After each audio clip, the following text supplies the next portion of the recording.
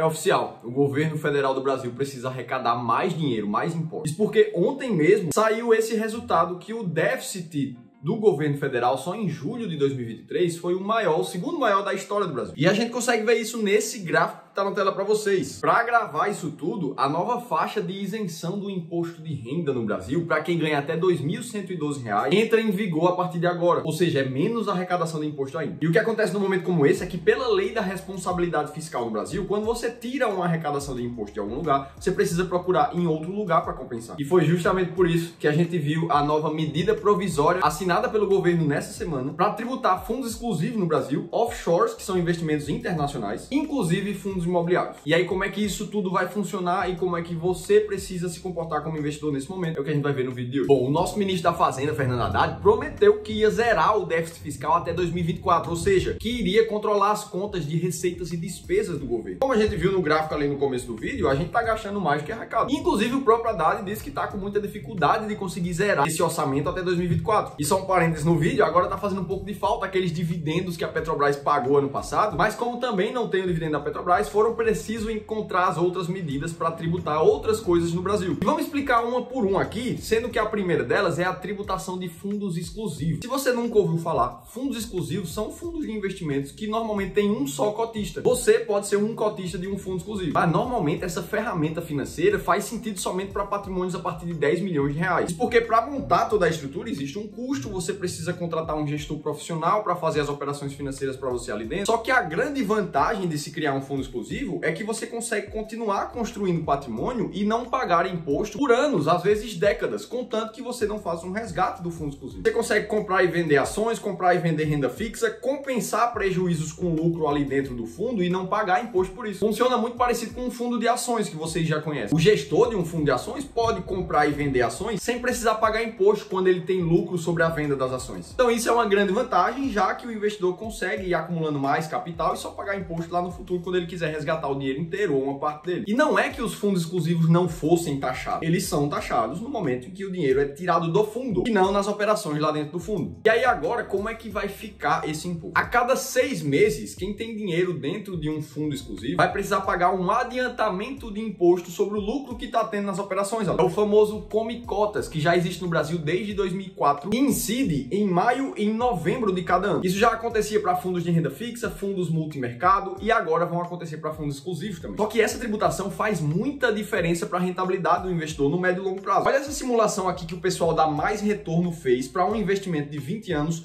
com e sem Come Cotas. Um aporte de 100 mil reais viraria 586 mil no final dos 20 anos se não tivesse a Come Cotas. Agora, com o Come Cotas, como você vai comendo literalmente as cotas ali, uma parte do lucro ao longo do tempo, esses mesmos 100 mil chegariam valendo menos de 508 mil reais ali no final. E lembrando que isso tudo ainda é uma medida provisória e funciona como lei assim que ela é assinada, mas precisa passar pelo Congresso em um prazo de até 120 dias para realmente ficar definitiva no país. E existem mais dois detalhes muito importantes para a tributação de fundo exclusivo. Primeira é a alíquota. Vai ser tributado em 15% todo o lucro dentro do fundo exclusivo a cada 6 meses e todos os ativos que tiverem liquidez, ou seja, todos os ativos financeiros, ações e fundos imobiliários, renda fixa, tudo isso. Agora, empresas que não são líquidas dentro desse fundo exclusivo, essas não são tributadas. E o ponto 2 importante é o que se chama de tributação de estoque de rendimentos. Ou seja, quem tem um fundo exclusivo e tem lucro nesse fundo nos últimos anos, até o final de dezembro de 2023, vai precisar pagar 15% sobre todo esse lucro do passado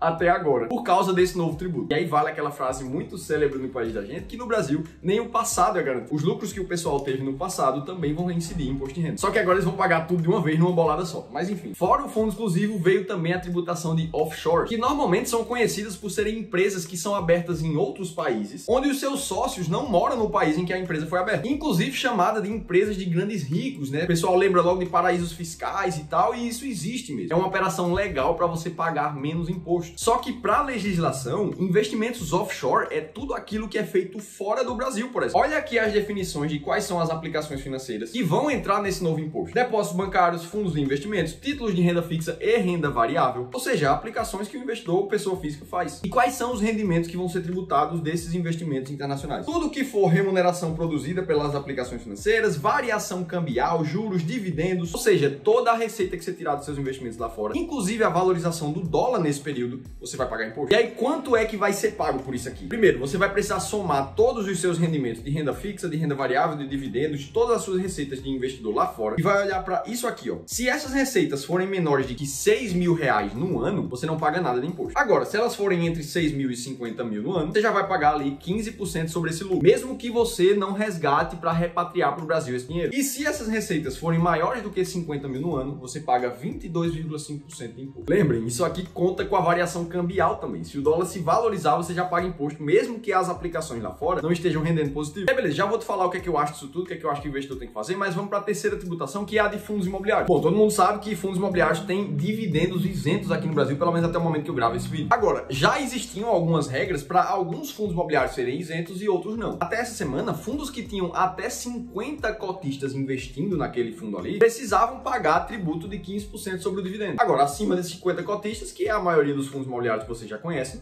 esses não precisavam. Essa regra mudou de 50 cotistas mínimos para 500 cotistas mínimos. E agora foram incluídos 150 fundos imobiliários que têm até 500 cotistas e vão precisar pagar 15% sobre o dividendo de imposto. Só que para melhorar a vida de todo mundo, nenhum desses fundos imobiliários é muito conhecido, nem muito investido pelas pessoas físicas. Os principais e maiores são esses que estão aí na tela para vocês. Olha se você tem algum deles, conhece, já pensou em algum deles. E se tiver, você vai precisar começar a pagar imposto de dividendo também. E agora vamos pensar como é que isso tudo afeta a tua vida como investidor, o que é que você tem que fazer. Para quem tem fundos exclusivos, é muito cedo ainda para pensar em tomar alguma decisão. E afinal de contas, o que é que você vai fazer? Você vai trocar o teu fundo exclusivo por alguma outra opção que não tenha comicotas? Poderia ser uma opção viável, por exemplo, transformar o teu fundo em um fundo de ações que não possui comicotas. Mas para isso, você precisaria ter pelo menos 2/3 do teu patrimônio investido em ações. E nem sempre é o perfil de investidor do cara que está lá no fundo exclusivo. Além disso, ele poderia investir através de ETFs, que são fundos abertos na bolsa e também não tem comicotas. Quem vai te ajudar melhor com isso, que conhece o teu perfil de investidor e a tua situação atual, é o teu planejador financeiro, o especialista, o consultor que te acompanha. Inclusive é isso que a gente faz aqui no Clube do Valor, onde os nossos planejadores financeiros certificados conseguem olhar para esse 360 da vida financeira do cliente para encontrar qual é a melhor solução para fundos exclusivos, para offshore, para investimentos pessoa física, seja lá o que for. Inclusive buscando parcerias quando necessário, advogados, contadores. Se você quiser investir junto com a gente aqui do time do Clube do Valor, eu vou deixar um primeiro link aqui na descrição, onde você vai clicar no nosso site oficial, conhecer todos os nossos serviços. Voltando para a tributação dos fundos exclusivos, é preciso lembrar que ainda a gente está falando de uma medida provisória, que ainda vai ser votada no Congresso e pode ter alterações nas cláusulas da lei. E mesmo assim, se ela não for aprovada no Congresso, nada disso vai valer. Então é cedo demais para a gente tomar alguma decisão definitiva pensando nisso. Já para quem tem investimentos offshore, ou seja, qualquer pessoa que investe fora do Brasil, em ações, em renda fixa ou em empresas offshore, que são de patrimônio mais avançado, a gente precisa lembrar também que já houve uma medida provisória tentando trazer esse tributo de offshore alguns meses atrás e não foi aprovada no Congresso. E agora ela veio na forma de projeto de lei, de PL, que também precisa da aprovação do Congresso para realmente virar lei definitiva. Ou seja, mais uma vez, sem a definição de se isso vai virar verdade ou não, e se essas vão ser realmente as cláusulas que vão vingar para uma nova futura lei de tributação de offshores, a gente não tem como tomar decisão nenhuma. E de toda forma, se isso acontecer, lembra que é somente uma parcela da carteira do investidor que deve estar alocada em investimentos estrangeiros. E por último, para quem tem fundos imobiliários, pode ser que esteja pensando agora, putz, Felipe, mas isso pode ser tudo o começo de uma tributação definitiva que vai afetar todos os fundos imobiliários do mercado.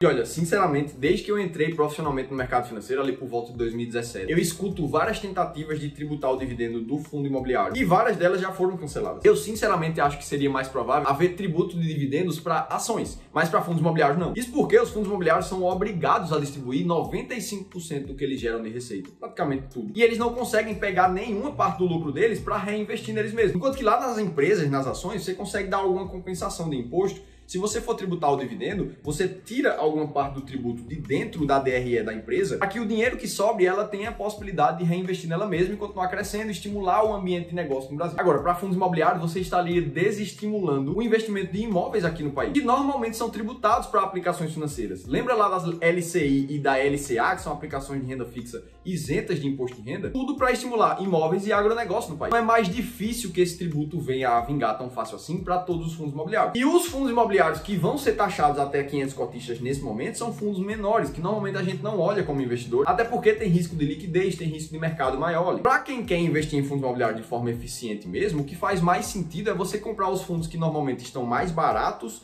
e pagando mais dividendos no mercado. São justamente esses que têm uma rentabilidade acima da média, como essa que você está vendo aí na tela, que superou IFIX e Ibovespa nos últimos anos. Essa é a estratégia chamada S-Rank, que a gente aplica para os nossos clientes aqui do Clube do Valor, justamente para encontrar os 15 fundos imobiliários mais baratos com mais dividendos. Se você quiser conhecer 7 desses fundos imobiliários e como funciona essa estratégia, clica no segundo link aqui da descrição do vídeo. Esses são os 3 pontos que vão ter imposto a partir de agora no Brasil: fundos exclusivos, fundos internacionais e fundos imobiliários. Se você quiser continuar aprendendo aqui no YouTube, clica nesse vídeo que eu deixei aqui, te ensinando como você pode triplicar os dividendos da tua carteira de ações. E se teve uma informação, pelo menos, que fez sentido para você nesse vídeo, deixa o like aqui embaixo, se inscreve no canal, vou estar te esperando no próximo conteúdo.